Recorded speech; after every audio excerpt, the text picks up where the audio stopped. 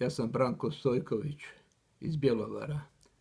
Danas ću govoriti o hrvatskom Zeligu, o čovjeku koji je uspio sve oko sebe prevariti i obmaniti, koji je 1991. godine postao vrhovni komandant JNA, koji je postao predsjednik Jugoslavije.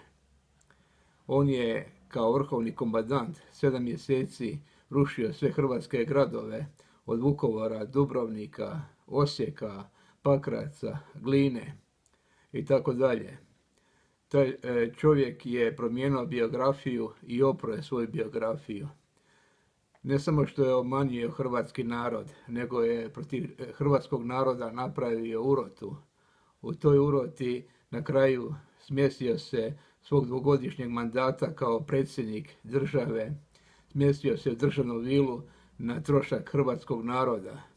Mi znamo da hrvatski narod danas ne radi, da je u vrlo teškom položaju, da je proizvodnja uništena, da je uništeno gospodarstvo, da nema nikakvih gospodarskih programa koje bi pokrenuli te tokove.